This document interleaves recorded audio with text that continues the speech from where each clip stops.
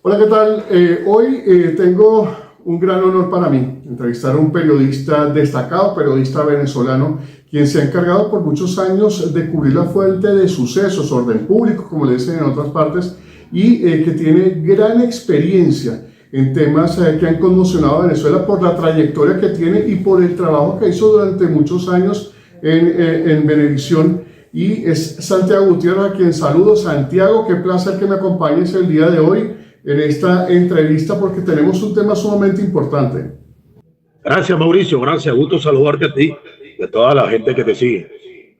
Santiago, pues obviamente es un tema que nos llama la atención el día de hoy porque precisamente ha vuelto a la palestra pública. Un caso que se registró en 1994, que es el caso de Sibel Naime, que conmocionó a Venezuela. Tú lo cubriste, ese caso. ¿Y por qué lo tocamos? Porque se ha vuelto viral el tema, porque ella ha aparecido después de 30 años en redes sociales dando una versión de ella que termina siendo un poco confusa, que no termina de entrar en la gente porque hay una división entre los que apoyan y los que rechazan el hecho de que ella aparezca como si nada después de todo lo que ocurrió. Pero antes de comentar eso, háblame de ese caso.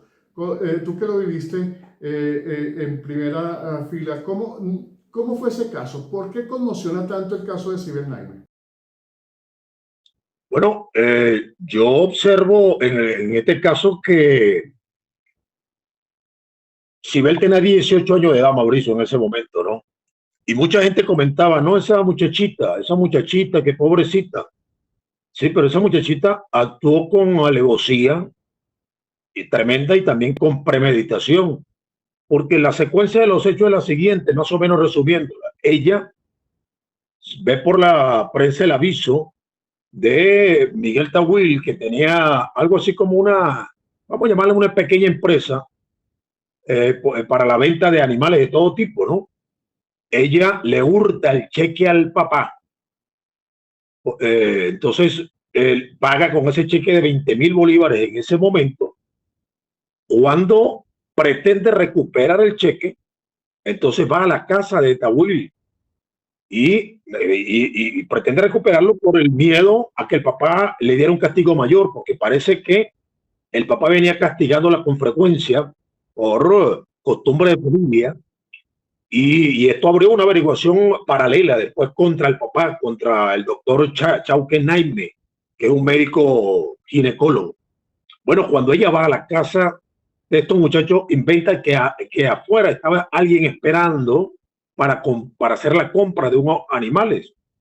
Llega a la casa, está Miguel Tawil, y por mala suerte está un compañero de él, amigo, que tuvo la mala suerte de estar allí en el momento no indicado y en el lugar no indicado. Se llama Juan Carlos González.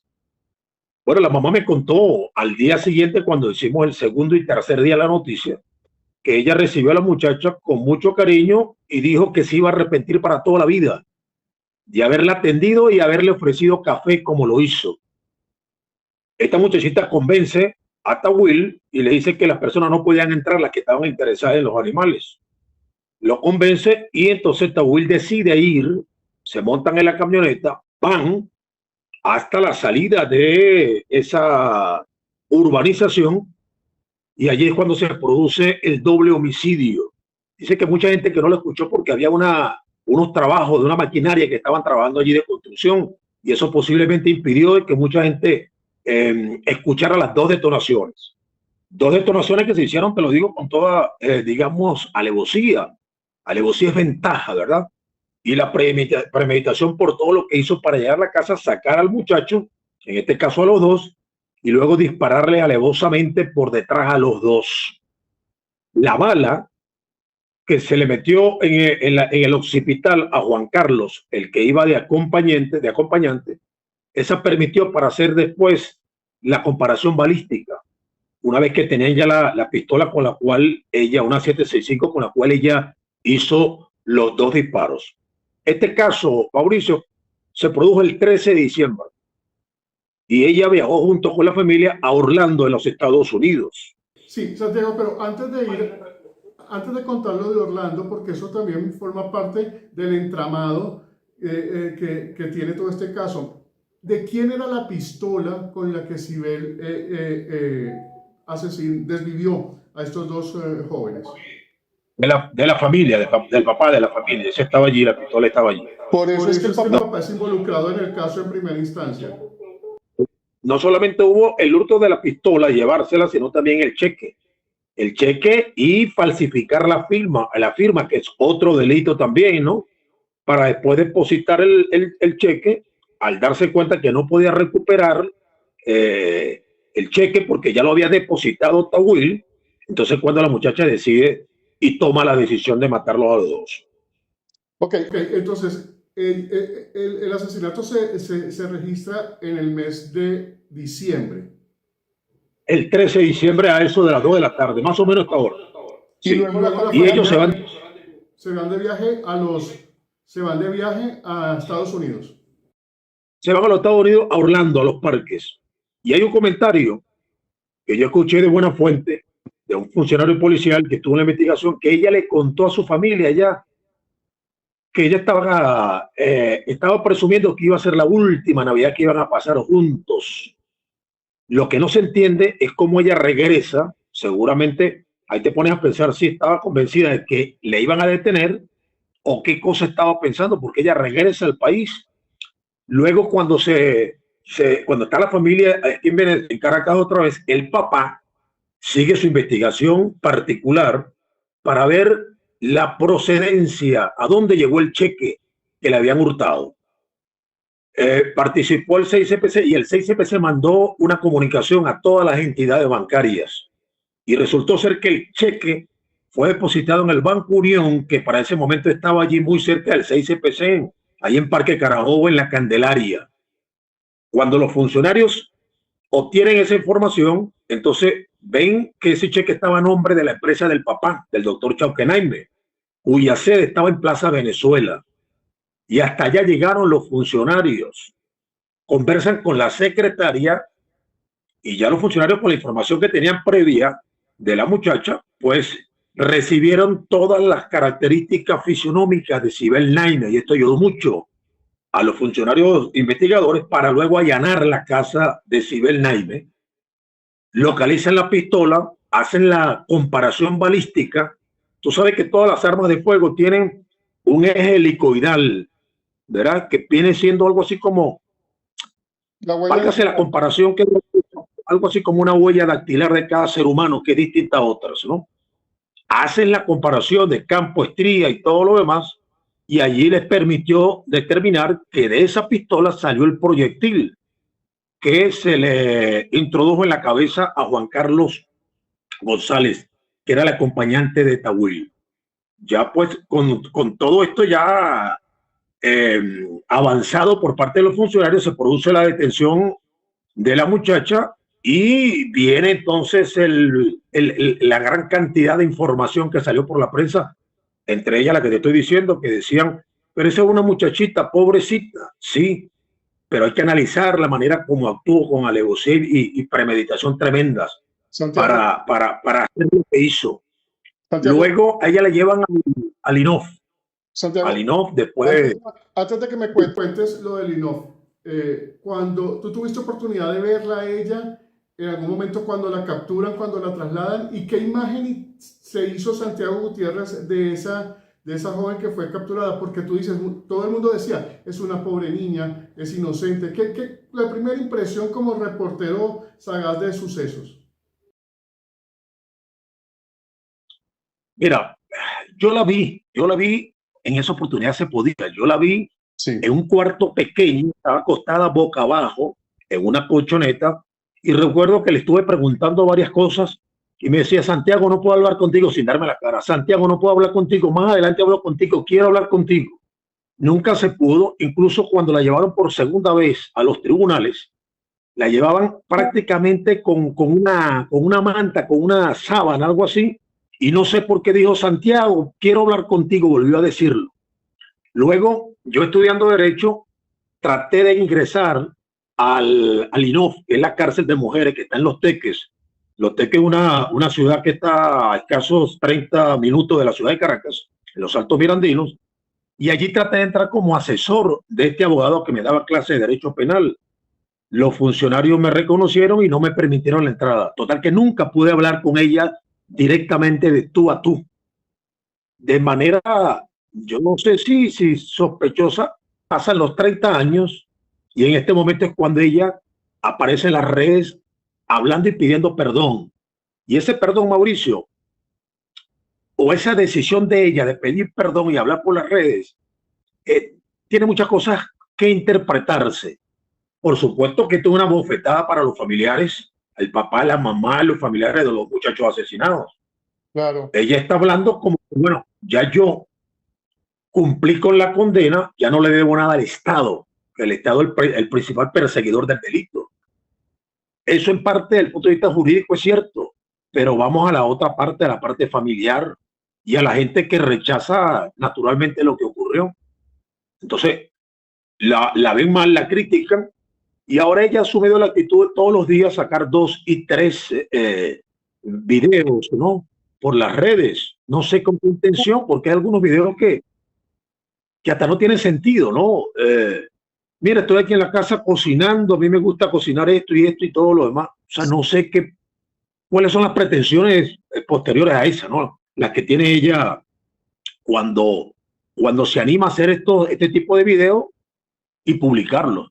O sea, no sé cuál es su intención con ese tipo de videos. Santiago, porque este caso en ese momento conmocionó tanto y fue tan mediático en Venezuela, el impacto que esto tuvo, y le pregunto al periodista que estuvo ahí, porque yo me imagino, yo sé cómo era el trabajo en Venevisión y sé que, me imagino que todos los días te pedían una nota y tú también, obviamente esto lo tengo que decir porque me llena de mucha satisfacción. Quien controlaba definitivamente esa fuente de orden público de sucesos es el señor que tengo aquí en pantalla, Santiago Gutiérrez. Por eso él dice que trató de ingresar a la cárcel de mujeres y lo reconocieron, porque es que todo el mundo sabía quién era Santiago Gutiérrez. Pero ¿cómo era Santiago Gutiérrez ese día a día de llegar a ese consejo de redacción, a ese departamento de prensa y conseguirse que tenía que tener una nota sobre eso y tratar de que lo que usted tenía era lo suficientemente impactante para estar en el noticiero? Claro, Mauricio, acuérdate que antes había la competencia tremenda entre Radio Caracas Televisión y Venevisión. A muerte. Entonces, uno la asumía como propia, ¿no? Sí. Entonces era cuestión de honor yo decirlo antes y decirlo bien y enterarme para hacer quedar mal al compañero, que en ese momento era Orlando Martínez, un gran amigo mío de toda la vida. Y en relación a la pregunta, ¿por qué generó, hizo viral esta noticia? Bueno, por varias razones. En primer término, porque se trata, bueno, ese caso se conoce como el caso del gato, la muchacha que mató por el gato. Así se ha mantenido durante toda la vida. Y eso generó muchos comentarios encontrados. La gente decía, pero bueno, ¿cómo vas a matar por un gato? Sí, pero eso tiene otras implicaciones. Adicionalmente a eso, ya te dije que se abrió una averiguación aparte al papá por el maltrato continuado en perjuicio de esta muchachita. Y esa fotografía que aparece en mi libro, sí, en Al filo del delito, este libro que tengo a la mano, que lo he estado señalando en los últimos tiempos porque yo hice un trabajo especial y presento detalles que se desconocen hasta ahora en el libro Al filo del delito. Pues, además de eso, la condición del papá, de un médico, la gente decía, pero bueno, ¿qué tipo de educación le brindó ese señor siendo médico a una muchachita para que esta muchachita termine matando a 2 personas? O sea, una serie de elementos desde el punto de vista sociológico que entraron en juego allí y eso permitió que el caso se viralizara por todas partes. Y el fundamental, la niña tenía apenas 18 años, pobrecita, decía mucha gente. Actuó también otra persona, una muchacha, amiga, porque ella le hizo creer al papá de que el gato se lo habían regalado en el colegio. Y estaba una muchacha, ella señaló a una muchacha, pero que era menor de edad. Eso trajo un problema también con un medio de comunicación aquí en Venezuela que recibió tremenda demanda porque hicieron referencia a esa muchachita que era menor de edad y le atribuyeron un delito. Entonces hubo una demanda tremenda en contra de ese medio que tuvo que pagar precisamente esa sanción, esa demanda. O sea, hay una constelación de elementos para responder la pregunta que me estaba haciendo que incidieron en que este caso realmente se popularizara, se viralizara. En ese momento no se puede hablar de viralizar, pero sí se hizo realmente público a nivel nacional, incluso a nivel internacional. Para aquel momento yo recibí llamadas precisamente de Colombia, recibí una de Costa Rica y recibí una de los Estados Unidos preguntándome sobre el caso de Sibel Naime y por qué había ocurrido un delito de esa naturaleza.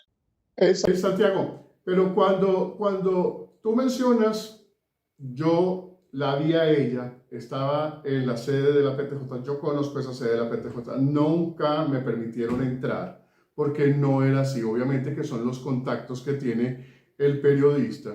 Trabajamos los dos para la misma casa, pero ya Santiago consagradísimo como reportero en Venevisión. Quiero que me cuentes eso, el lograr tener eso, el lograr tratar de tener la información por encima, y esto a lo mejor no lo entienden los periodistas de hoy en día, esa competencia, esa rivalidad hacía que uno se convirtiera en un león realmente, en un tigre realmente, para conseguir los elementos que pudieran darse a conocer de primera mano, pero ese ingresar ahí era porque tenía muchos contactos, ¿no?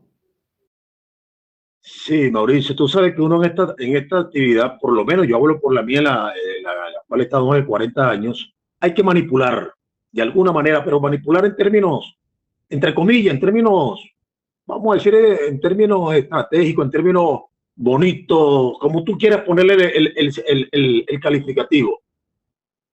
Para hacer eso y teniendo la competencia detrás, por eso que te digo, ¿no? Había competencia, entonces había que hacer una serie de artimañas, de movilizaciones de todo tipo, de manipulaciones de todo tipo para lograr ese tipo de cosas. Entré a un cuarto donde hoy en día es imposible hacerlo, ¿no?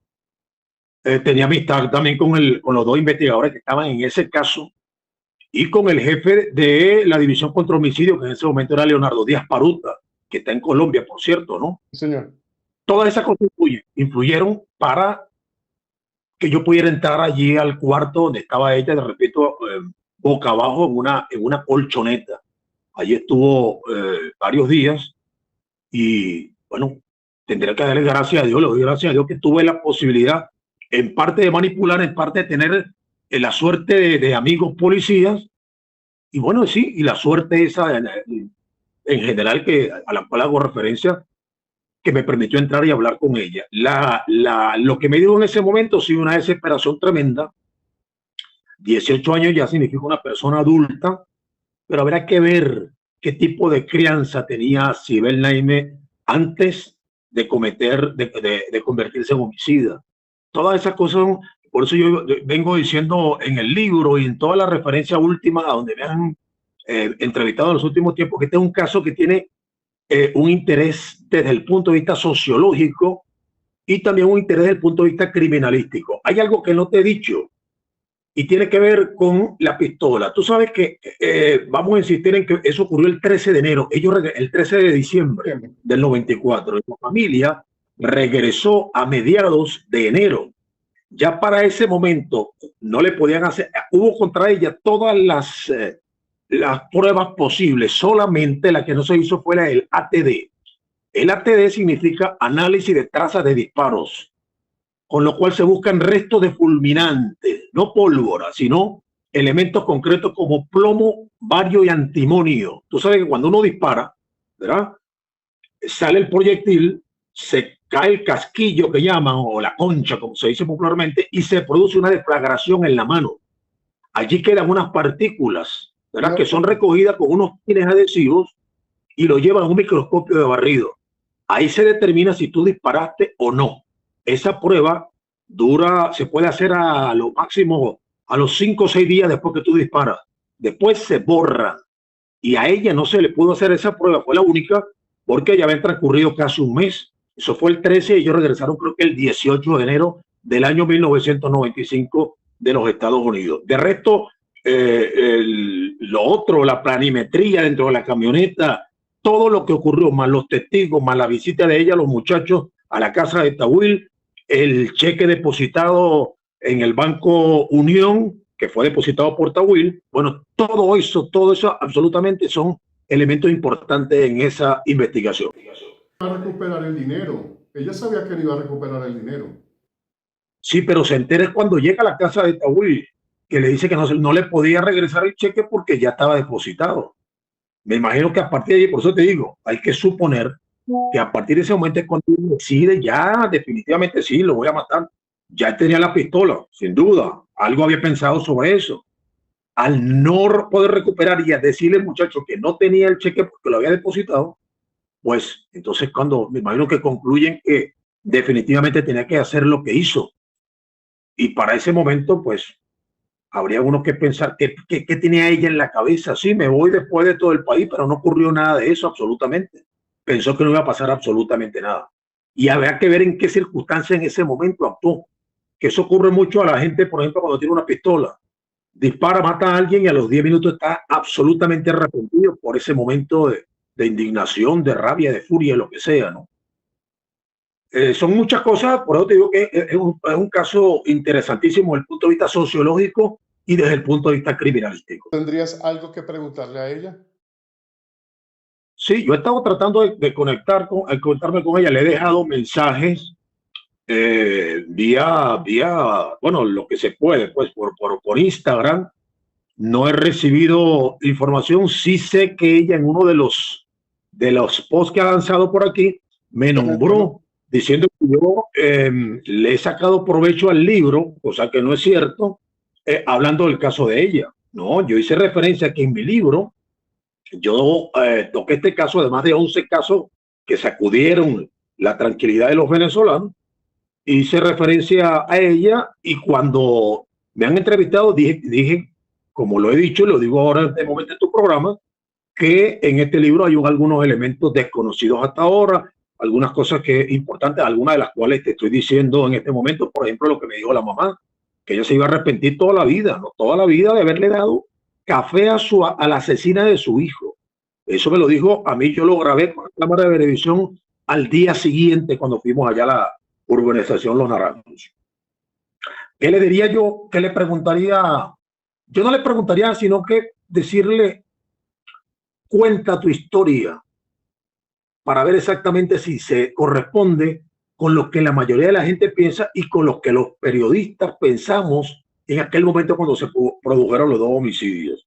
Y luego algunas cositas importantes, claro, que tienen mucho que ver. ¿Qué la llevó definitivamente? ¿En qué momento ella toma la decisión de quitarle la vida a los muchachos? Eso sería fundamental. ¿Por qué tiene, digamos, la valentía, entre comillas, de pedir perdón públicamente a los familiares y decirle lo que eso ha generado, por lo menos aquí en Venezuela? Seguramente ella no tiene, digamos, en este momento la información exacta de lo que tú oyes aquí en todas partes, aquí en Caracas, por ejemplo, toda la gente hablando de ese caso y señalándola para bien y para mal. Para bien, diciendo, bueno, ya pagó lo que tenía que pagar, ya no le debe nada a nadie. Pero para mal, que es la mayoría diciendo, bueno, pero y los familiares le está dando una bofetada a los familiares, a la mamá, al papá, a los hermanos, a los familiares de los dos muchachos. Y son dos cosas absolutamente comprensibles. Así que yo me iría por esa vía, sobre todo esta última. ¿Cuál es tu intención al estar ofreciendo esa información? Exactamente 30 años después de haber ocurrido los dos homicidios, y por qué toda esta serie de videos que estás publicando, con qué intención. Ahí veríamos a ver qué cosa nueva podrá tener ella, ¿no? En ese sentido. Santiago, ¿dónde la gente puede tener acceso fuera de Venezuela al libro? Porque me imagino que mucha gente está interesada. Ojo, el libro no es solamente de ese caso, son muchos casos que Santiago como reportero tuvo acceso a ellos de manera directa y cuenta detalles inéditos que ustedes, por supuesto, a lo mejor no lo recuerdan o no salieron en los noticieros, pero que él como protagonista de primera mano sí tiene acceso a eso y lo deja plasmado en ese libro. Mauricio, el libro se llama El filo del delito. Se puede conseguir en Amazon. El precio es muy económico, absolutamente económico. Historias que te atrapan. El filo del delito, historias que te atrapan. Aquí no solamente está el caso de Sibel, está el caso de la modelo que mataron en el Ávila, que la violaron y la mataron por allá por el año 93, porque fueron varios casos. El caso de Gustavo Polidor, el pelotero venezolano que fue asesinado en frente de su casa en Santa Mónica, en Caracas, cuando salía con su esposa y su hijo menor, y ahora tiene ya casi 30 años. Está el caso de Gianni Chimaras, el actor de Radio Caracas Televisión, que también fue asesinado vilmente cuando en compañía de su hija iban a buscar a una amiga de la hija, que él lo hacía todos los días, allá en Guarena, en Guatire, para venir al Banco Central, donde estaban haciendo un curso. Cuando llegan a buscar a la amiga de la hija, había un robo a mano armada en progreso. Y Gianni trató de interceder allí. Bueno, lo mataron a puñalada. La hija estaba dentro del carro y yo debo suponer que hay que darle gracias a Dios porque los delincuentes no se enteraron de que la hija estaba allí, porque si no lo hubieran matado también. Esta fue una noticia que conmocionó tremendamente, la de Gianni Chimara. Está otra información que tiene que ver con el Inca Valero, el boxeador, que asesinó a su esposa en un hotel en Valencia y luego se suicidó. Ese es otro caso que trajo mucha polémica también. En fin, son 12 casos de los cuales yo cubrí 8 que presento en este libro, Al filo del delito. Y que, bueno, te doy las gracias a ti por permitirme hablar de este libro, Al filo del delito. Santiago, te doy las gracias yo a ti por permitirme tener de primera mano la información, por permitirnos conocer esos detalles del trabajo que has realizado durante tantos años en la televisión venezolana. Había un eslogan en tu época en Venevisión que decía: nadie lo hace mejor, y definitivamente creo que lo puedo decir con mucho orgullo, porque pues creo que es uno de los periodistas que más ha tenido relevancia en Venezuela a través de las pantallas, de años de trabajo en Venevisión. Para mí es un orgullo, lo decía y lo tengo que decir aquí.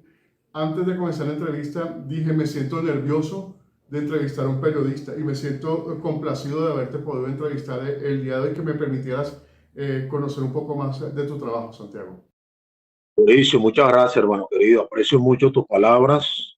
Te doy las gracias por esta entrevista. Sigo a la orden para que, bueno, mantengamos en contacto, porque habíamos perdido el contacto. Ahora ya sé cómo podemos hablar con frecuencia, y estoy a la orden. Estoy a la orden. Tú eres un gran profesional también, lo has demostrado durante muchísimos años en radio y en televisión. Así que te felicito igual y muchas gracias una vez más. Gracias a ti, Santiago Gutiérrez, periodista venezolano destacado con su libro. Ustedes ya saben dónde lo pueden conseguir, en Amazon. Así que pendientes, porque vamos a tener más contactos para conocer otras historias que también podemos tener con Santiago Gutiérrez directamente desde Caracas, Venezuela. Ustedes continúen con mucho más, porque vamos a tener otros contactos. Acuérdense de suscribirse y darle like a este video.